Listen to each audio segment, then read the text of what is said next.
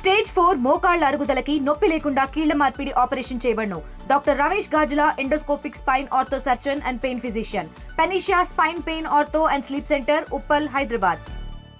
ప్రస్తుతం కాకినాడ కలెక్టరేట్ కార్యాలయంలో అలాగే ఉప్పాడ మత్స్యకారులతో అయితే పవన్ కళ్యాణ్ అయితే సమావేశమయ్యారు. అలాగే సుదీర్ఘంగా వాళ్ళతో చర్చించిన తర్వాత అయితే ఆయన అయితే ఇప్పుడు కాకినాడ కలెక్టరేట్ నుంచి అయితే బయటకు వస్తున్నటువంటి దృశ్యాలు చూడొచ్చు. అలాగే ఏపీ ఉప ముఖ్యమంత్రి పవన్ కళ్యాణ్ ఇప్పుడైతే మత్స్యకారులతో సమావేశం అనంతరం ఈరోజు మధ్యాహ్నం సరిగ్గా 2 గంటల నుంచి 2 గంటలన్నరకు అయితే అలాగే వీళ్ళందరితో కూడా మత్స్యకారులతో ఉప్పాడ బహిరంగ సభను అయితే ఏర్పాటు చేశారు. ప్రస్తుతం కాకినాడ కలెక్టరేట్లోని అలాగే మత్స్యకారులతో సమావేశమై అలాగే 107 మంది మత్స్యకారులతో అయితే సుదీర్ఘంగా అయితే మాట్లాడారు. అక్కడ సమస్య ఏదైతే సముద్రంలో ఆ వ్యర్థ జలాలు ఏ విధంగా కలుస్తున్నాయి అన్నీ కూడా ఆయన సుదీర్ఘంగా వాళ్ళతో కూడా వివరాలన్నీ కూడా తెలుసుకున్నారు. పవన్ కళ్యాణ్ అయితే ఇప్పుడు బయటకు వస్తున్నారు. ఇక్కడ వచ్చి ఆయనైతే మళ్ళీ జిఆర్టీ గ్రాండ్లో అయితే ఆయనైతే విశ్రాంతి తీసుకుంటారు. అనంతరం ఆయనైతే పవన్ కళ్యాణ్ బయటకు వచ్చినటువంటి దృశ్యాలు చూస్తున్నాం. ఇదే వాహనంలో అయితే వస్తున్నారు. 0113 వాహనంలో అయితే పవన్ కళ్యాణ్ బయటకు వెళ్తున్నటువంటి దృశ్యాలు చూడొచ్చు. ఇక ఆ వాహనాన్ని అదే వాహనంలో ఆయన ఏపీ 0113 వాహనంలో అయితే పవన్ కళ్యాణ్ అయితే ఇప్పుడు కాకినాడ కలెక్టరేట్లతో మత్స్యకారులతో సమావేశం ముగించుకుని అయితే బయటకు వచ్చినటువంటి దృశ్యాలు. భారీ ఎత్తున అయితే అభిమానులు కూడా ఇక్కడికి చేరుకున్నటువంటి పరిస్థితి ఉంది. ప్రస్తుతం జిఆర్టీ గ్రాండ్లకు అయితే వెళ్తున్నటువంటి పరిస్థితి అయితే ప్రధానంగా కనపడుతుంది. అలాగే మత్స్యకారులతో అలాగే ఉదయం 10:30 ప్రాంతానికి అయితే ఆయన రావడం, అలాగే కాకినాడ కలెక్టరేట్లో మత్స్యకారులతో సమావేశం నిర్వహించిన నేపథ్యంలోనే ఇప్పుడు మళ్ళీ ఆయన తిరిగి కాకినాడ కలెక్టరేట్లో మత్స్యకారులతో సమావేశం ముగించుకుని పవన్ కళ్యాణ్ అయితే తిరిగి మళ్ళీ జిఆర్టీ గ్రాండ్కి వెళ్తారు. జిఆర్టీ గ్రాండ్లో విశ్రాంతి తీసుకున్న తర్వాత మళ్ళీ 2 గంటల ప్రాంతానికి హెలికాప్టర్ ద్వారా కాకినాడ పోలీస్ పరేడ్ గ్రౌండ్లో హెలికాప్టర్ నుంచి నేరుగా ఉప్పాడలో ఏర్పాటు చేసినటువంటి అమీనాబాద్ ఏర్పాటు చేసినటువంటి ఆ హెలికాప్టర్కి అయితే అక్కడైతే నేరుగా చేరుకుని అలాగే మత్స్యకారుల సమస్యలు గత కొన్నాళ్ళ నుంచి కూడా తెలిసిందే. ఆయన అయితే ఆందోళన చేస్తున్న నేపథ్యంలో ఇప్పుడు మత్స్యకారులకి ఎటువంటి భరోసా ఇస్తారు, ఆయన సభలో ఏ విధంగా మాట్లాడతారు అనేది కూడా అప్పుడు తెలియాల్సిన పరిస్థితి ప్రధానంగా ఉందని చెప్పాలి. ప్రస్తుతం మత్స్యకారులతో కూడా మాట్లాడే ప్రయత్నం చేద్దాం. ఉప్పాడ మత్స్యకారులకి ఎటువంటి విషయాలు చర్చించారని కూడా తెలుసుకునే ప్రయత్నం చేద్దాం. కలెక్టరేట్లో అయితే పవన్ కళ్యాణ్ అయితే మాట్లాడారు. మత్స్యకారు అందరూ కూడా బయటకు వస్తున్నారు. చెప్పండి, ఏం మాట్లాడారు పవన్ కళ్యాణ్ గారు మీతో? ఇప్పుడు మాకున్న విషయం ఏంటంటే సముద్రం పొల్యూషన్ అయిపోతుంది. ఆ కంపెనీల పైపుల వల్ల పోవడం మొత్తం మత్స్యకారులంతా నష్టపోతున్నారు. అయితే పవన్ కళ్యాణ్ గారు ఏం చెప్పారంటే అవన్నీ మేము వివరంగా కళ్యాణ్ గారికి చెప్పడం జరిగింది. ఆయనతో మేము మాట్లాడాం. ఆయన చెప్పడం ఏంటంటే 3 నెలలు టైం ఇవ్వండి, నేను అన్ని డిపార్ట్మెంట్లో మన ఇండస్ట్రియల్ మినిస్టర్ గారితో ఫిషరీస్ మినిస్టర్ గారితో మాట్లాడి ఒక 3 నెలల్లో ఇదంతా షటర్ చేసి కంపెనీలతో కూడా మాట్లాడి ఏదో సొల్యూషన్ ఈ మత్స్యకారులకి అందరికీ ఒక సొల్యూషన్ తీసుకొస్తా అని చెప్పారు. అదే అండి ఆయన చెప్పింది మాకు. ఇంకా ఏం చెప్పారు మీరు? అంటే మీరు వెంటనే సమస్య క్లియర్ చేయాలని కూడా చెప్పడం జరిగింది. కానీ వీళ్ళందరితో మాట్లాడి ఇండస్ట్రియల్తో మాట్లాడి ఇవన్నీ చేసి కానీ నేను చెప్పలేని చెప్పాను. అంటే 3 నెలలు టైం అడిగారు. 3 నెలల టైంలో నేను చేస్తానని చెప్పి చెప్పండి. ఏం చెప్పారు పవన్ కళ్యాణ్ గారు? మీ అందరితో కూడా ఏం మాట్లాడారు? టైం అడిగాడు, 3 నెలలు టైం ఇచ్చారు. వచ్చిన తర్వాత అన్ని శుద్ధి చేసి చేస్తా అన్నాడు, చెప్పాడు. ఎలా అంటే ప్రధాన సమస్య ఏంటని మీరు చెప్పడం జరిగింది. అంటే అక్కడ ఏ పరిశ్రమల ఇబ్బంది? ప్రధాన సమస్యకి క్లియర్గా మాకు రిజల్ట్స్ వచ్చే అవకాశం కనపడతలేదండి. ఎందుకంటే మాకు ప్రధాన సమస్య ఏంటంటే ఏటా జీవనోపాధి లేదండి. దానికి ప్రధాన సమస్య ఏంటంటే ఏదైనా కాంపోజిషన్ రూపంలో ఇవ్వడమా, లేకపోతే నెలకి మత్స్యకారులకి ఇంత జీతం రూపంలో ఇవ్వడం అనేది ఉండాలి. కానీ దాని వాటర్ శుద్ధి చేసి పంపడం ఏదైనా చేస్తే అది పంపేసానంటారు. అది మామూలే. ఒక సంవత్సరం 2-5 నెలలు మామూలుగా శుద్ధి చేసి పంపొచ్చు. మళ్ళీ తరచు మేము కాపలా ఉండలేము కదండి. అక్కడికి వెళ్ళి శుద్ధి చేస్తున్నారా, లేదా దీనికి 0% శుద్ధి చేసి పంపుతానన్నారు. 0% అన్నీ చెక్ చేస్తామా? చెక్ చేయవు. రిపోర్ట్స్ అన్నీ అనుకూలంగా వాళ్ళకిస్తారు తప్ప మా కంపెనీ వాళ్ళు వాళ్ళకిస్తారు తప్ప మాకు ఎవరు. ఈ జనాలు ఎవరు పట్టించుకుంటారు? ఆడి 10 పరక పడేస్తే ఆడికి చెప్తే సోబడి చేస్తారు. మమ్మల్ని ఎవరు పట్టించుకుంటారు? పట్టించుకోరు. పక్క గ్రామం వాళ్ళకి అలాగే ఆ పోటు కట్టినందుకు 1,50,000 రూపాయలు ఇచ్చారు కాంపోజిషన్గా. చోట్లపేట, తిరుమలపురం, ఉకంపేట, దిప్పాలం అలా 8 గ్రామాలకు ఇచ్చారు వాళ్ళు. క్వాలిటీకి 1,50,000 అన్నారు. పోర్ట్ అంటున్నారండి. పోర్టు కేజీపీఎల్ పోర్ట్ అంటున్నారు. పోర్ట్ ఇచ్చిందో కంపెనీ ఇచ్చిందో తెలీదు. కానీ ఈ వ్యర్థాల వల్ల మత్స్యకారులు పూర్తిగా నశించే అవకాశం 90%, 100% ఉందండి. కానీ దీన్ని న్యాయం కూర్చారని అనుకుంటున్నాం. 3 నెలలు టైం అడిగారు. అలాగని సార్ అన్నాము. మరి ఇదే విషయం ఇప్పుడు నాతో ఇప్పుడు ఏదైతే చెప్పారో అదే విషయం ఆయనతో చెప్పారో క్లియర్గా? మొత్తం ఒకలే కదండి, 20 మంది 100 మంది మాట్లాడారు. 100 మంది మాట్లాడినా మత్స్యకారుడికి న్యాయం చేయాలనేసి మాట్లాడుతున్నారు. కానీ న్యాయం జరిగితే లేదన్నది 3 నెలలు పోయిన తర్వాత మేము వెయిట్ చేయాలి. మరి కంపెనీ తీయడం అన్నది ఇంపాసిబుల్ కదా. కంపెనీ అది దానికి ఒక క్వశ్చన్ వేసారండి. కంపెనీ కట్టినప్పుడు ఏం చేశారు, అప్పుడే ఇది వ్యతిరేకత అక్కడే ఉండాలి కదా అని అడిగారు. కానీ అదే తప్పండి. అప్పుడు ఆ వైసీపీ వాళ్ళు ఏం చేశారంటే మిగతా జనాభాలు అందరిని అనిసేసి ఉన్నకాడికి 4 వెళ్ళి వాళ్ళు పబ్లిక్ హియరింగ్ ఏది పెట్టకుండా వాళ్ళు పబ్లిక్ హియరింగ్స్లో మొత్తం జనాలతో సంతకాలు తీసుకొని ఓకే అంటే ఓకే, కంపెనీ వల్ల ఎవరికి నష్టం లేదు అలాగనేసి సంతకాలు తీసుకొని కంపెనీ స్టార్ట్ చేసుకున్నారు. ఎవరైనా మాట్లాడితే ముగ్గురిని తీసుకెళ్ళి బొక్కలు వేసేవారు అంతే. వైసీపీ టైంలో అది స్థాపించారండి అరవింద కంపెనీ. కానీ ఇప్పుడు దానివల్ల నష్టం. ఇప్పుడు మాకు స్వతంత్రంగా పవన్ కళ్యాణ్ వచ్చిన తర్వాత మాకు స్వతంత్రం వచ్చింది, మాకు ధైర్యం ఉంది పవన్ కళ్యాణ్ గారు కాపాడతారని. కానీ కంపెనీ పూర్తి అయిపోయిన తర్వాత మీరేం చేశారు, అప్పుడు ఆయన నుంచి వైసీపీ వాళ్ళు అడుగుతున్నారు. వాళ్ళు వైసీపీ వాళ్ళు ఏం చేస్తారండి, మా తప్పని ఒప్పుకోరు కదా. మేము ముందు ప్రభుత్వంలోనే వైఎస్ రాజశేఖర ఉన్నప్పుడే స్టార్ట్ అయిందని మేమే చేయమని అంటున్నారు వాళ్ళు.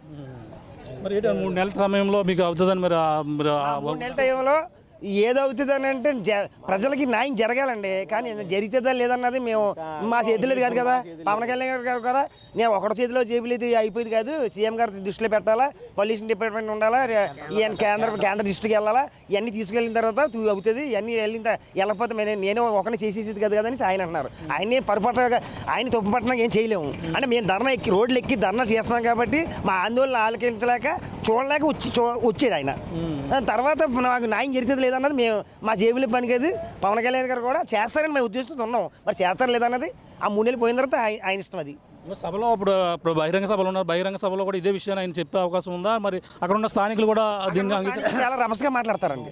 ఎందుకంటే తక్షణమే మేము 3 నెలలు అన్నాం కానీ తక్షణమే దానికి పరిష్కారం చేయాలంటారు. కానీ తక్షణమే పరిష్కారం అవ్వదనేసి మాకు తెలుసు. కానీ చేయలేరు. అది ఎవరు ఇంపాసిబులే. వాళ్ళకైతే ఎవరికైనా ఇంపాసిబులే. చెప్పండి, ఏం మాట్లాడారు పవన్ కళ్యాణ్ గారితో? ఎటువంటి విషయాలు చర్చించడం జరిగిందండి?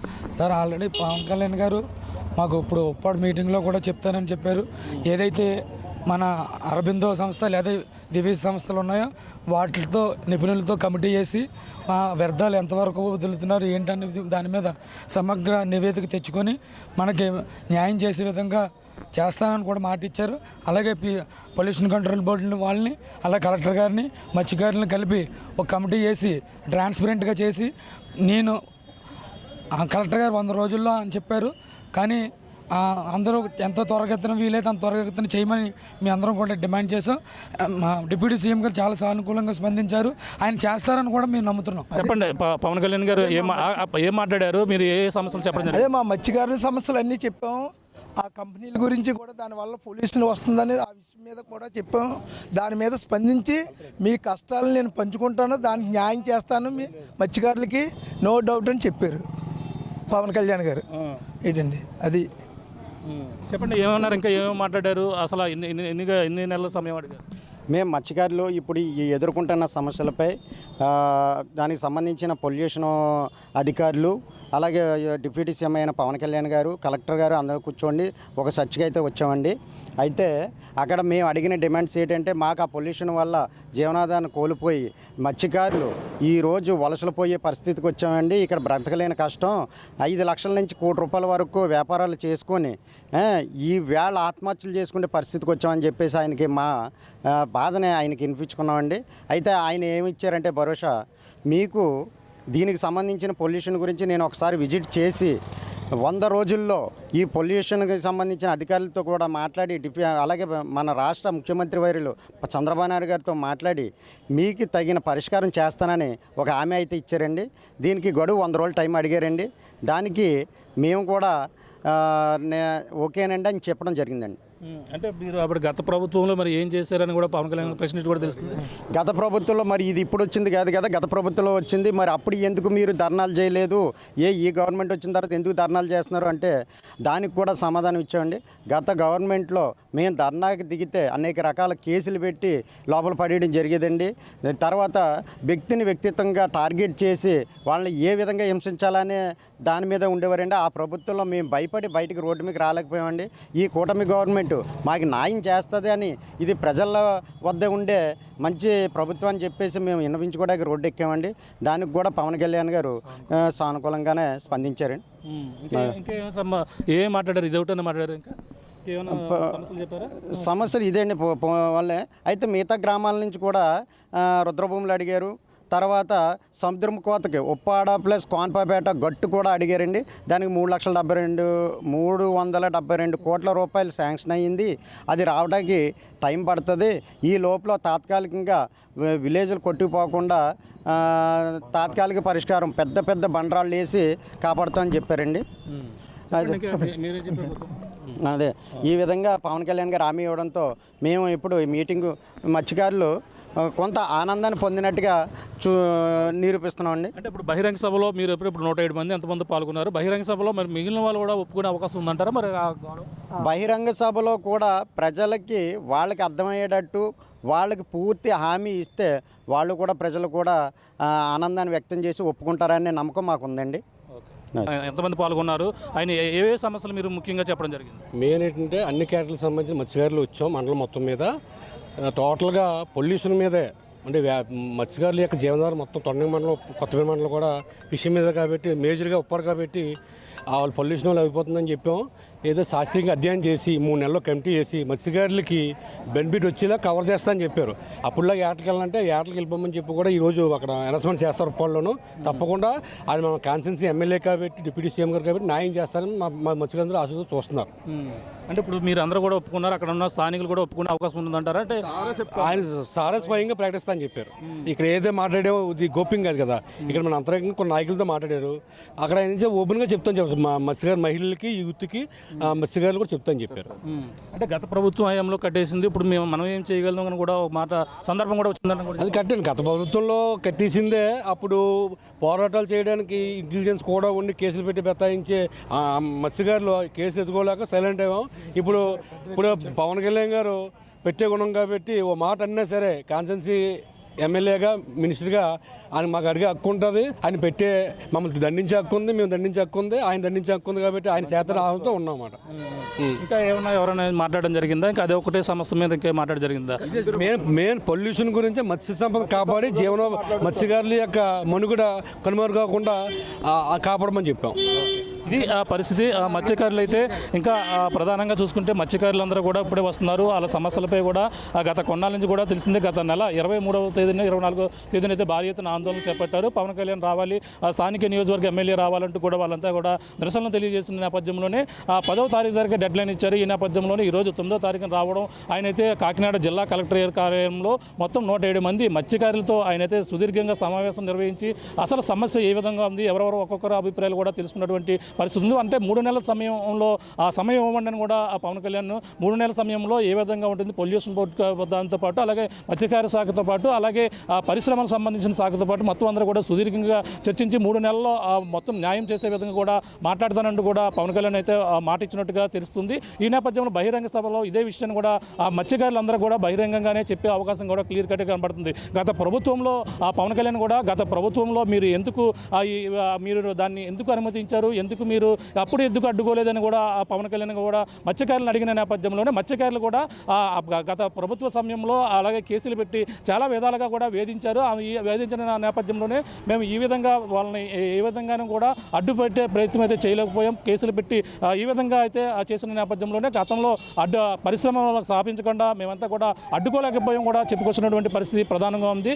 ఏదేమైనా అప్పుడు అయితే పవన్ కళ్యాణ్ పెద్ద నాయకుడు కాబట్టి స్థానిక నియోజకవర్గ ఎమ్మెల్యే కాబట్టి మా సమస్యను ఆయన వింటారు కాబట్టి పక్క నియోజకవర్గంలో ఏదైతే మత్స్యకారులకి ఏ విధంగా లబ్ధి చేకూరుతుందో ఆ విధంగానే మాకు నష్టపరిహారం కూడా కల్పించాలా, లేదంటే పరిశ్రమల నుంచి వ్యర్థాలు రాకుండా నిరోధించాలని కూడా వీళ్ళందరూ కూడా కోరుతున్నటువంటి పరిస్థితి. ఇప్పుడు ధైర్యంగా అడిగే పరిస్థితి ఉంది కాబట్టి ధైర్యంగా వచ్చి అడిగాము. అందుకనే పవన్ కళ్యాణ్ మా మాట వింటారు కాబట్టి ఇప్పుడైతే కూడా ధైర్యంగా రాగలిగామని కూడా చెప్పుకొస్తున్నటువంటి పరిస్థితి ఉంది. ఏదేమైనా ఈరోజు బహిరంగ సభలో అయితే బహిరంగ సభలో ఇదే విషయాన్ని కూడా మత్స్యకారులకి అయితే మొత్తం బహిరంగంగానే పవన్ కళ్యాణ్ ఇక్కడ మత్స్యకారులు మాట్లాడినటువంటి మత్స్యకారులతోనే కాకుండా బహిరంగంగా ఉప్పాడ సముద్ర తీరంలో ఉన్నటువంటి మత్స్యకారులందరూ కూడా బహిరంగంగానే 3 నెలల సమయం కావాలంటూ కూడా కోరినట్టుగా కూడా పవన్ కళ్యాణ్ వీళ్ళందరూ కూడా తెలియపరిచారు. అదే విషయాన్ని కూడా అక్కడ తెలియపరిచే అవకాశం ఉంది. మరి మత్స్యకారులు ఏ విధంగా స్పందిస్తారో అక్కడ బహిరంగ సభలో మిగిలిన మత్స్యకారులు కూడా దీనికి అంగీకరిస్తారా లేదా అని కూడా తెలియాల్సిన పరిస్థితి ప్రధానంగా ఉందని చెప్పాలి. ఇదికున్న తాజా పరిస్థితి. కెమెరాలతో ప్రకాష్ RTV ఇక కాకినాడ కలెక్టరేట్ నుంచి. తెలుగులో న్యూస్ కి ఫాస్టెస్ట్ యాప్ ఇప్పుడు టోటలీ న్యూ అవతార్లో జస్ట్ 5 seconds లో కంప్లీట్ న్యూస్. సోషల్ మీడియాలో ట్రెండ్స్ కి one stop solution. Live TV app voice search option తో ఇప్పుడే డౌన్లోడ్ చేయండి లేదా అప్డేట్ అయిపోండి. యాప్ లింక్ డిస్క్రిప్షన్ లో ఉంది.